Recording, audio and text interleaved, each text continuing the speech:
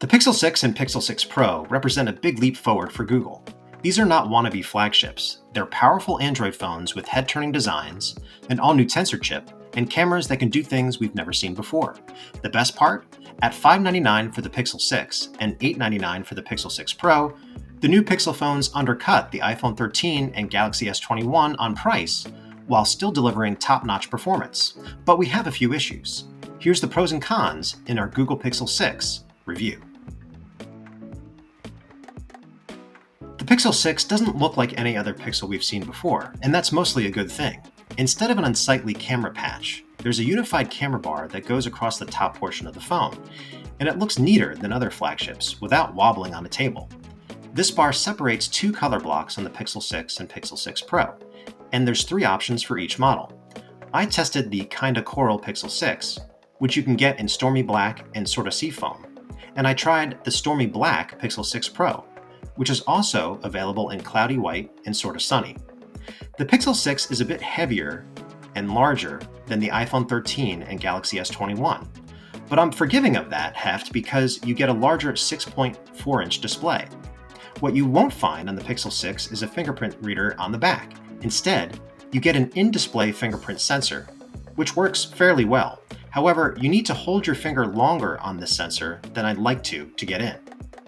Both Pixel 6 models are IP68 water resistant and use Gorilla Glass Victus on the front and back to protect from scratches and drops.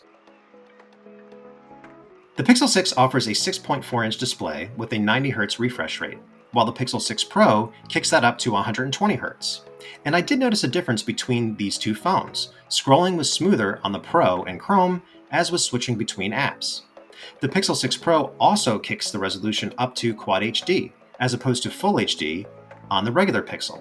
When watching the trailer for Dune, the Pixel 6 painted a very colorful picture of the desert and Zendaya's blue eyes. The 2 OLED panels turned in similarly great results in our lab tests, with the Pixel 6 and the Pro both exceeding 100% of the sRGB color gamut, and achieving a Delta E score of 0.3 or less, with 0 being perfect.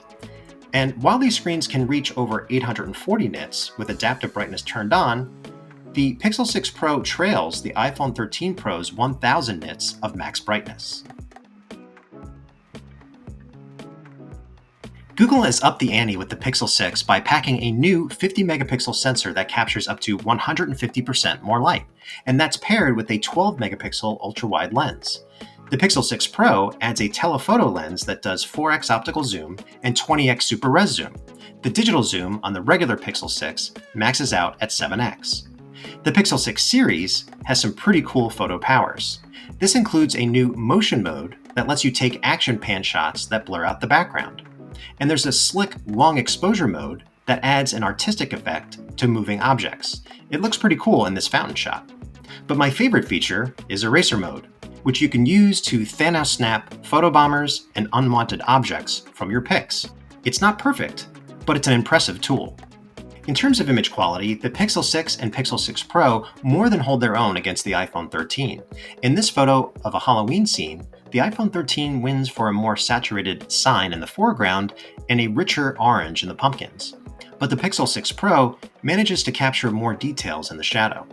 When we turn indoors, the Pixel 6 Pro captures a brighter shot of the fruit, while the iPhone 13's image is a bit too warm and contrasty in this case. The ultra-wide shot here is neck and neck between the Pixel 6 Pro and the iPhone 13 Pro Max. Google's shot is a bit brighter, but the iPhone's image is wider and better renders the translucence of the water.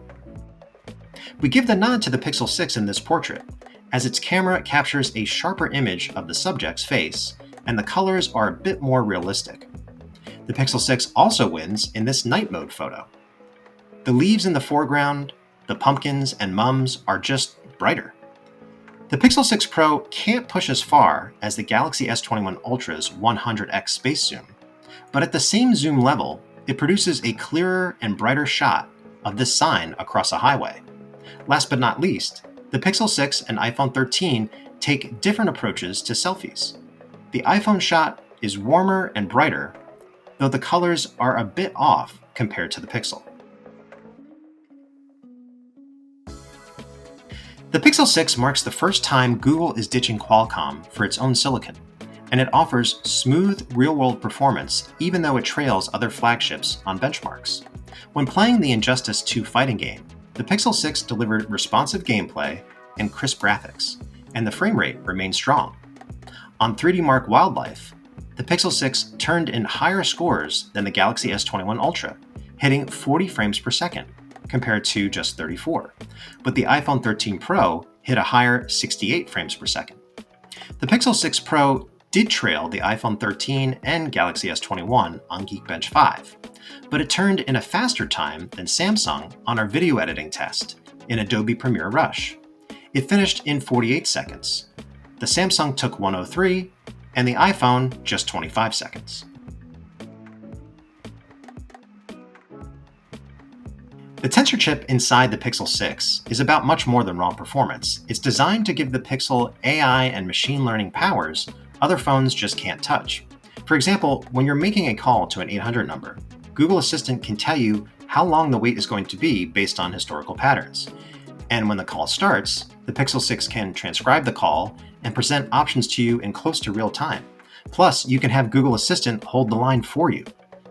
The Pixel 6 also has serious voice typing smarts. For example, you can just say the names of emojis as you speak, and they'll be sprinkled in with the text. And you can bark commands like clear and send without having to say, "Hey Google" first. We have good news and bad news with the Pixel 6 and battery life. The good news is that with Tensor's optimizations, you can easily get a day of use out of these flagships, especially when you engage Google's extreme energy saver mode. The bad news is that the Pixel 6 and Pixel 6 Pro don't last nearly as long on a charge compared with competing phones when stressed over 5G. On our Tom's Guide battery test, which involves continuous web surfing at 150 nits of screen brightness, the Pixel 6 lasted 8 hours and 13 minutes. The Pixel 6 Pro endured for just 7 hours 55 minutes. The best flagships last 10 to 11 hours on this test. Interestingly, the Pixel 6 lasted 1052 over 4G only, so we think Google using an older 5G modem is to blame for the shorter endurance. The Pixel is no longer an also-ran in the phone wars. The Pixel 6 and Pixel 6 Pro are among the best Android phones you can buy, and also stellar values. The Pixel 6's cameras can go toe-to-toe with Apple and Samsung, and you get good performance from Tensor, along with AI capabilities that save you time. And with starting prices of $599 and $899, you can save hundreds versus other flagships. The battery life over 5G could be better, and the fingerprint sensor is not as quick as I'd like. But overall, the Pixel 6 and Pixel 6 Pro are serious contenders. For Tom's Guide, this is Mark Spoonhour.